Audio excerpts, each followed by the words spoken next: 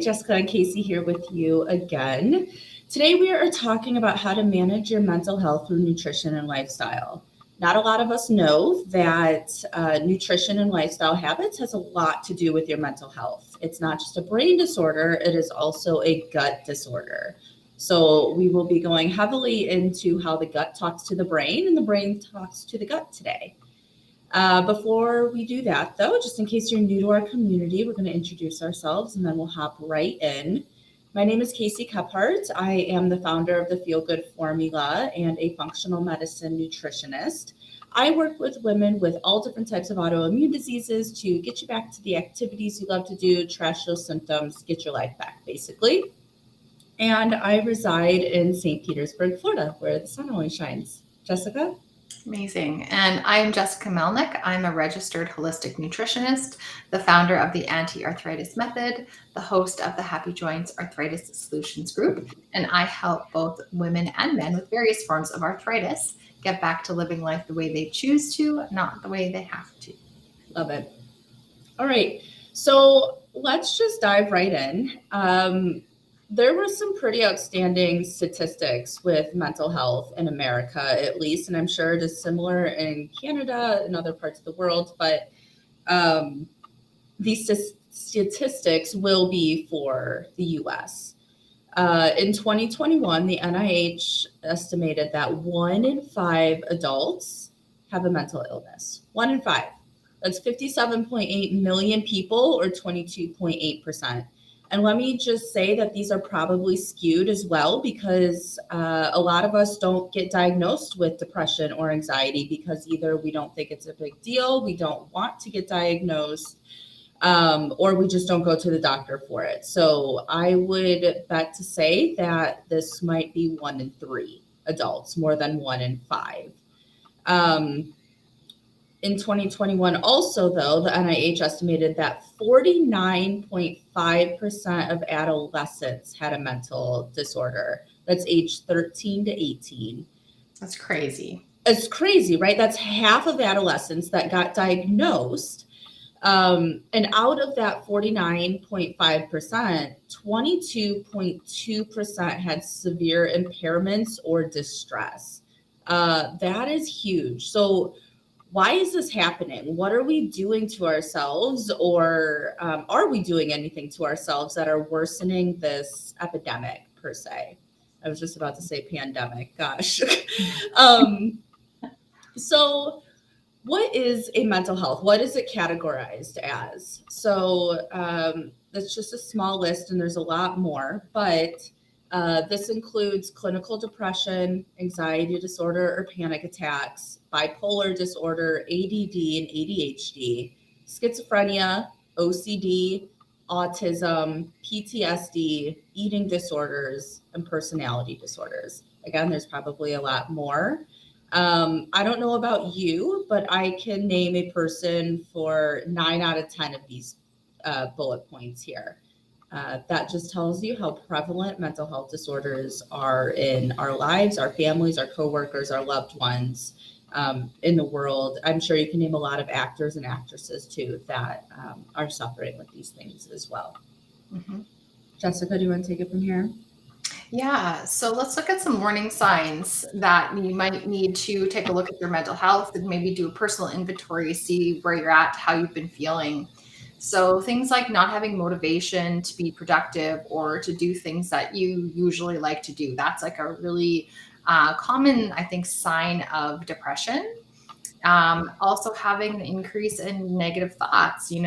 Are you someone who was usually optimistic and you're feeling like just really cynical and negative and really kind of ruminating in negativity?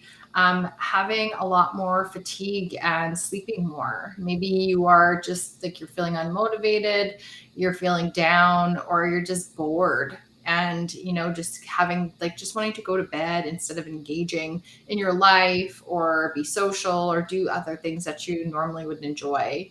Having a decrease in your self-esteem and your self-confidence. Having more anxiety, something you're used to. I think having some anxiety is pretty common, but getting to a point where you're having a hard time managing it and you're having a hard time functioning in your day-to-day life because of it. Maybe you're gaining weight. Maybe you are stress eating. I know the pandemic brought a lot of that on for a lot of people. There's a lot of jokes going around social media about, gaining weight and stress eating and drinking during COVID. I know I experienced some of that myself.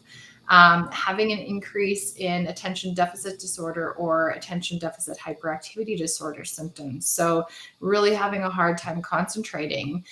You might not have ADD or ADHD, but having like a lot of trouble concentrating and being able to focus is a sign as well. Having a decrease in ambition. So kind of like just not feeling motivated to be productive, not wanting to do a lot either with work or in your personal life. Having mood irregularities or mood swings, that could be a sign as well, where, when you're usually pretty even-keeled person, but you find yourself being irritable really easily or crying really easily or flying off the handle easily, being really reactive. That could be a sign that you need some help. And also, becoming avoidant or isolating yourself. So becoming less social, even if you're an introvert, like becoming more introverted, becoming more like isolating, not wanting to do much, not wanting to leave the house or be social with people who you're even close to. So those are, I think, all signs that your mental health might need a little bit of help. Yeah, and it's super important to know your own warning signs. Because I suffer with depression and anxiety, and because I've learned to be so aware of my body, I know when I'm slipping into that hole. I also know when I'm in that hole, how do I get myself out? And we'll talk about those later in this presentation. But think about what your warning signs are so you can keep tabs on that. So how does a mental health condition develop? Why do we have mental health illnesses in general? It's a combination of our genes. It's what we're susceptible for because of our genes, but you can turn on and off those genes. And that happens through diet and lifestyle. So when we have poor lifestyle choices and poor diet choices, we're turning on those genes for depression, for OCD, for whatever you're susceptible for, to make it even worse or to show its head. So we wouldn't talk about the gut-brain axis now. What is that? It's this vagus nerve inside of us. It's called, and it goes from the gut to the brain. And it has a bunch of like nerve signals out there, and it talks to each other. So when your gut isn't healthy and your brain isn't healthy, they can't talk nice to each other. So when we treat the gut right and when we treat the brain right, we can have healthy channels going up and down, and now they're talking sweet and nice, and our mental health is optimal, our gut is optimal, and we thrive during that time. So 90% of our serotonin lies in our gut.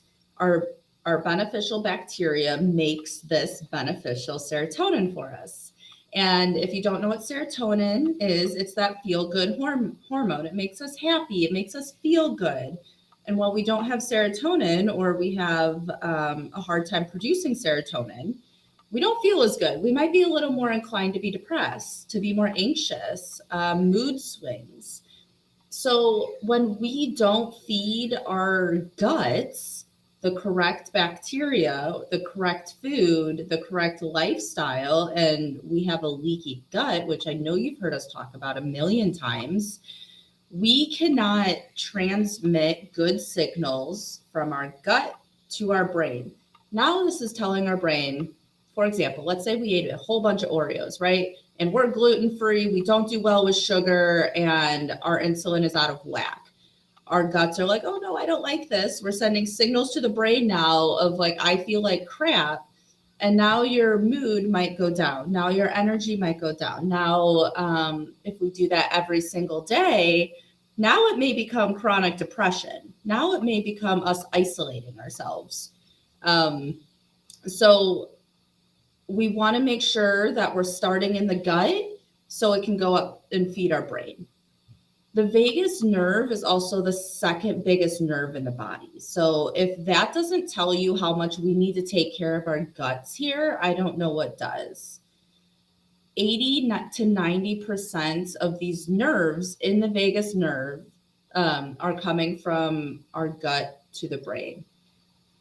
That's just huge, huge, huge, huge. So everything that we have been talking about, Jessica and I, for the past 2 years almost, is feeding that vagus nerve to be able to transmit good, positive talk to our brain. So we can then think clearly and produce good, positive thoughts outwardly.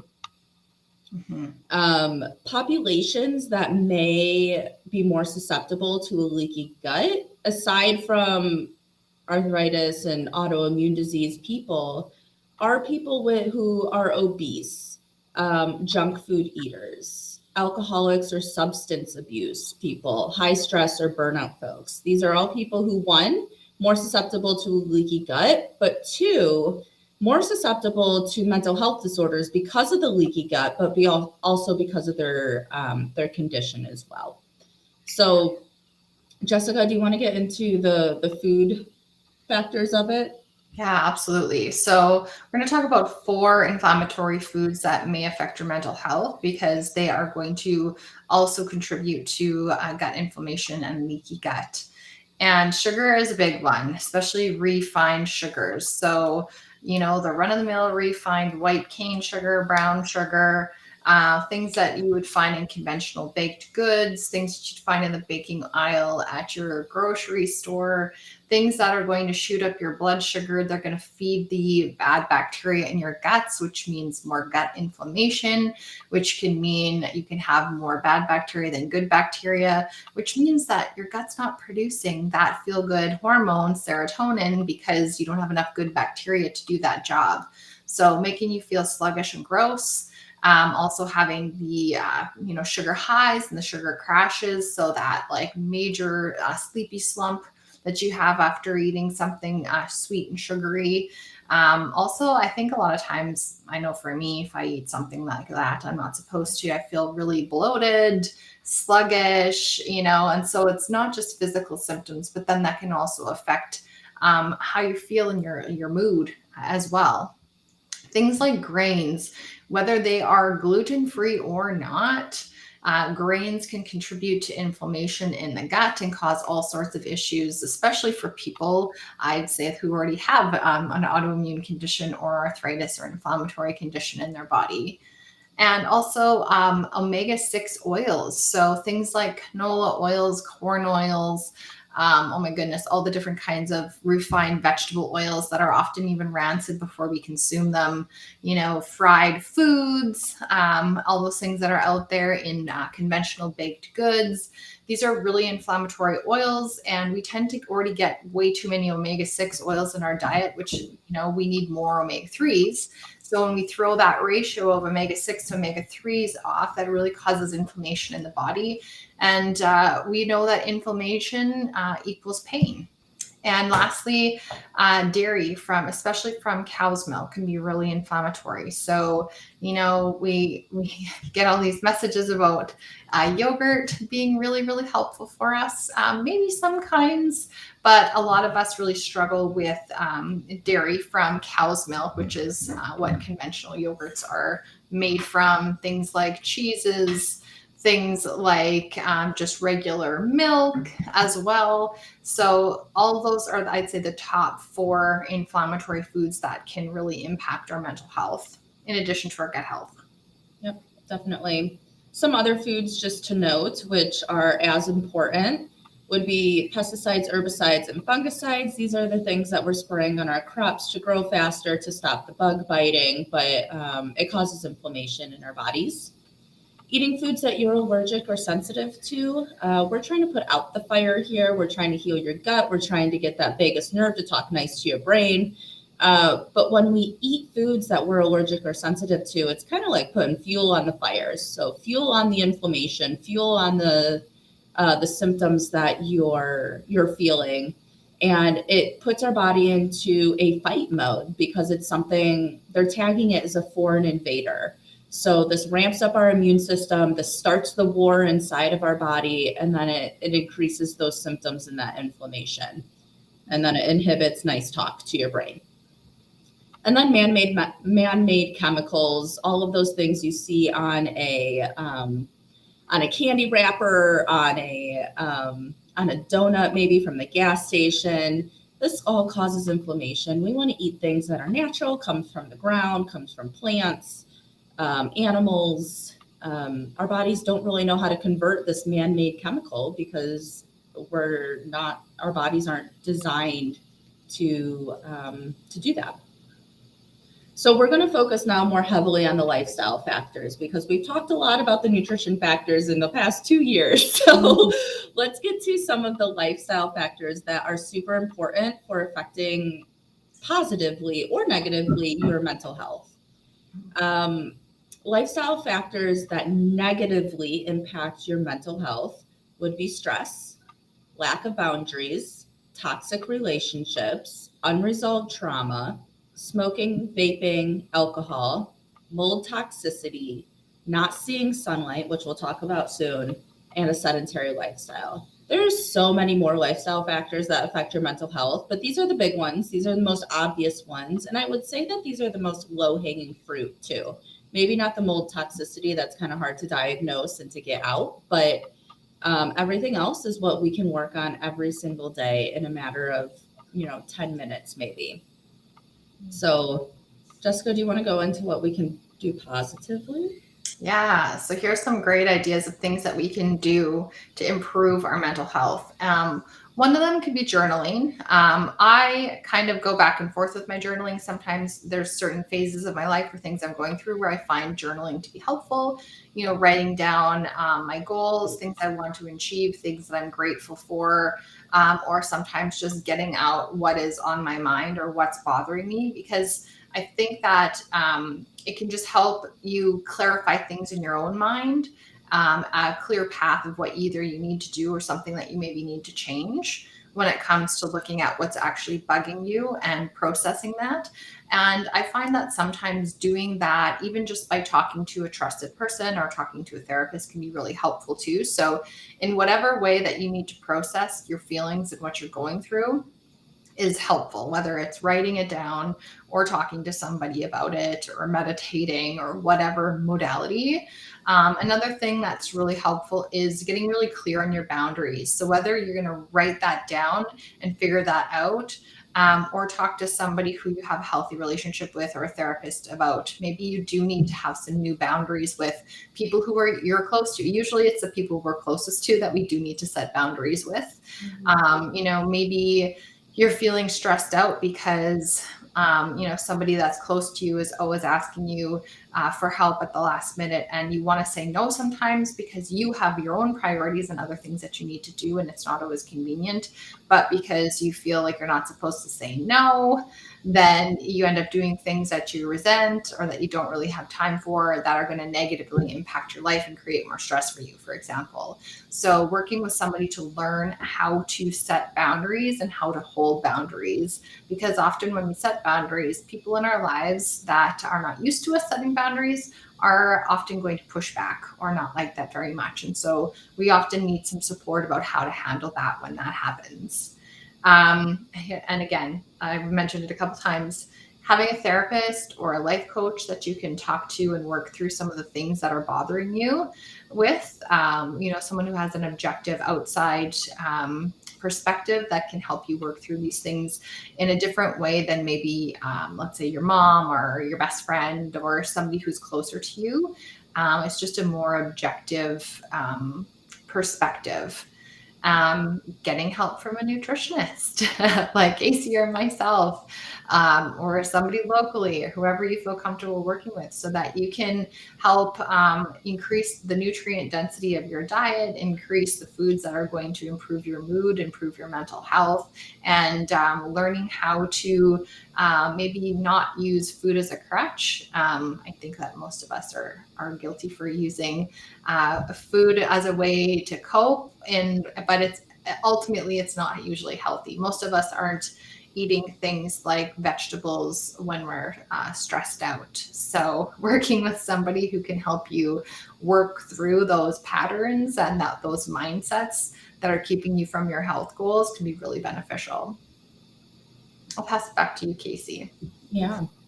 Building a positive community and support system around you. Oftentimes, I know I can go in a hole when I surround myself around people that don't make me feel good, that lower my self-esteem, that tell me bad things, or just the energy is bogging you down.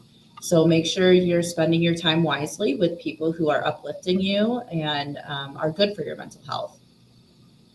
Become more mindful of your body and what impacts your moods in your body. And you can do this through journaling. You can do this through a therapist. You can do it through singing or poems, like whatever you want to do. But learn about your body and what your triggers are and what your coping mechanisms are that are helping you get to a positive mental health state. Also learn about your mental health condition as much as you can, coping mechanisms, what it affects, how it affects you. You can do this through podcasts, books, social media, therapists, educators, your pick. Find somebody who you like to be around and that you trust. Sunshine.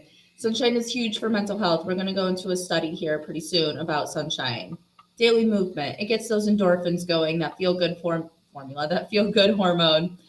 Work on your hobbies or your passion projects. We are designed to feel accomplished and successful and passionate. And when we don't, we feel like there's no meaning in life. And when there's no meaning in life, I can tell you I'm going to be really depressed. I'm not going to want to get out of bed. I could be anxious. So when we feel successful and accomplished, and most often you do that through your hobbies and through passion projects, your mental health will thrive. You're aiming towards a goal, aiming towards accomplishing that goal. Sauna is huge for mental health. We're going to get into that soon. 8 hours of quality sleep. This is just good for everything. Mental health, your gut, your inflammation, your positive mood, your sex drive, like everything sleep is good for.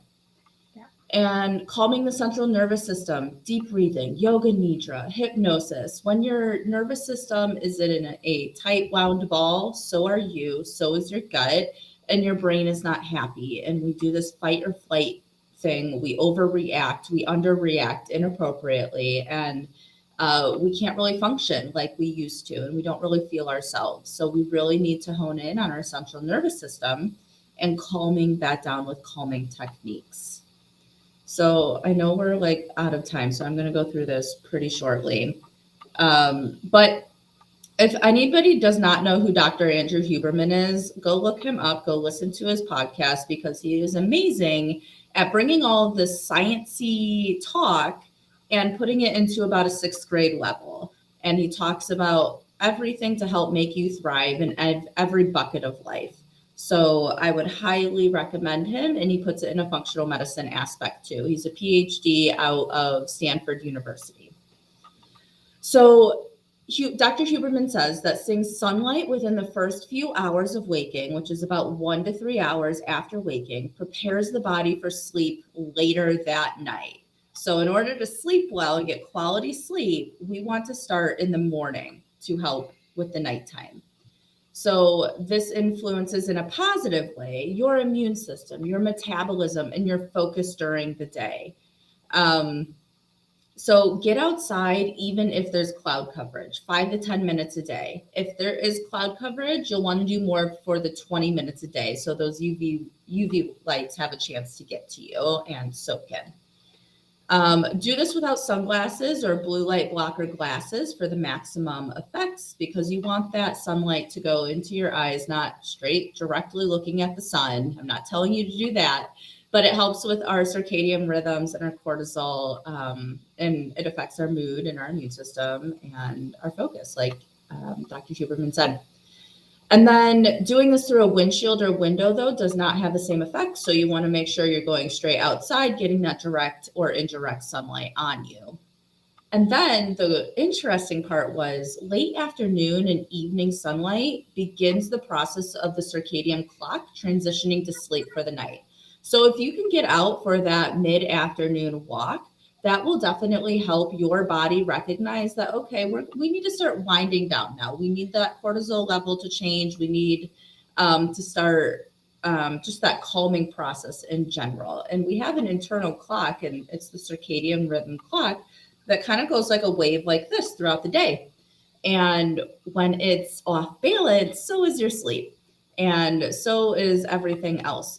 So get out in the morning, get out in the mid afternoon, and I'm sure you'll find that you'll be sleeping better at night, either throughout the night or fall asleep faster as well. There was a pretty interesting study also on just light therapy in general, not having to do with the sun. So this is also by Dr. Andrew Huberman. In the morning and mid-afternoon, turn on your bright overhead lights. This will release dopamine, norepinephrine, epinephrine, and amounts of cortisol. These are all associated with motivation, attention, and drive. So you'll also want to place your desk near a window. Natural sunlight signals the brain to stay focused and alert. This might make you feel better throughout the day, less depressed, less anxious, more focus.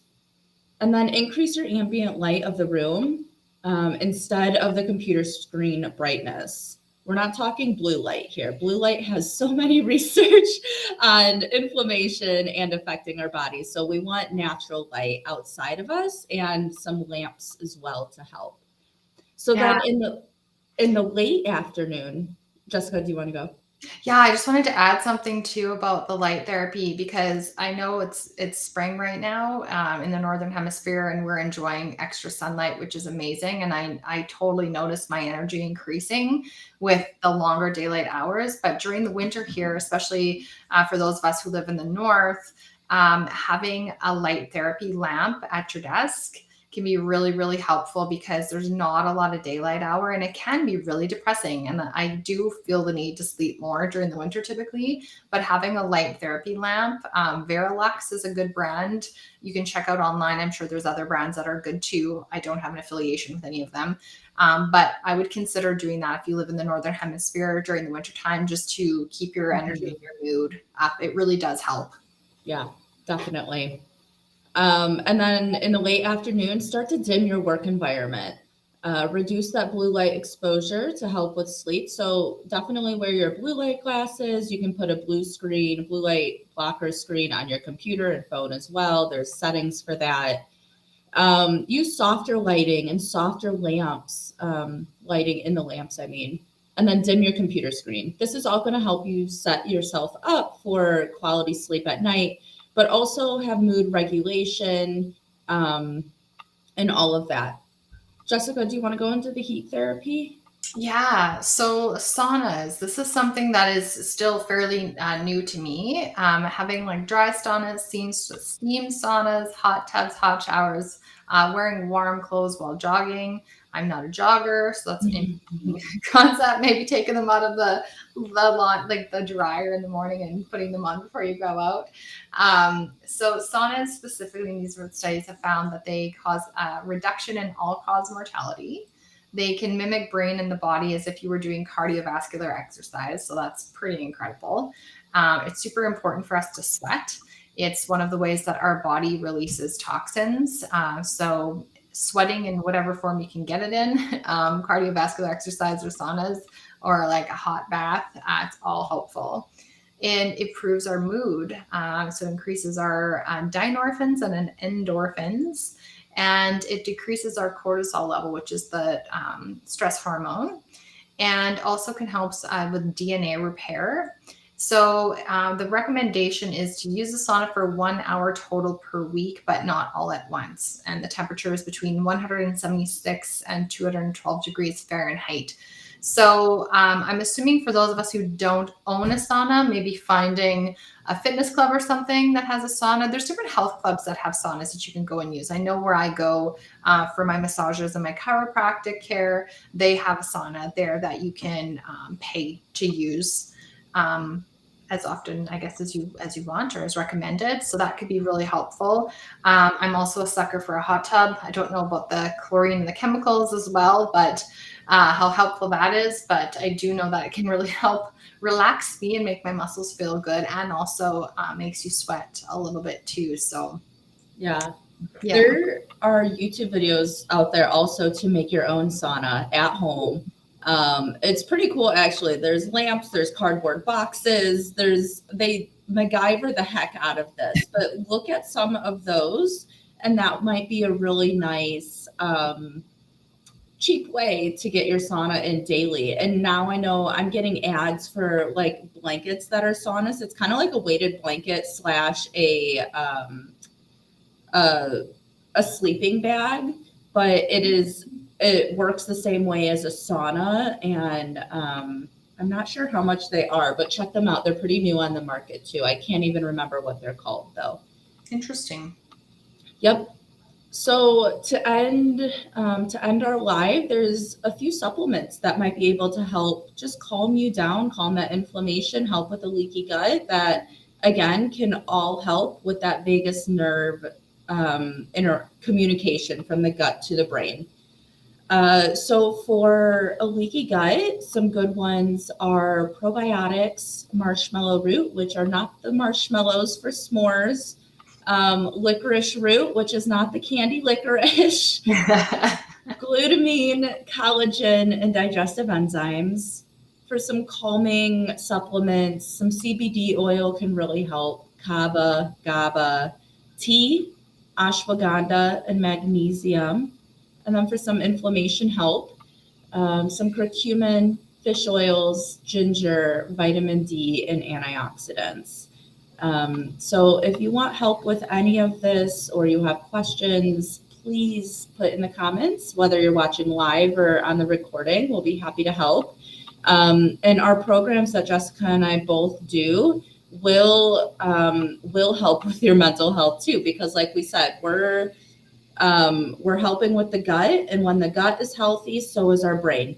So we get a double whammy here out of the program. So if you're looking for a little more mental health boost, if you're looking for a nutritional protocol to stop your pain, get more energized, please reach out to either one of us, and we'll be sure to help guide you as best we can. Absolutely. Cool. Jessica will be back on Thursday. Thank you, everybody, and have a good rest of your Tuesday. Take care, everyone.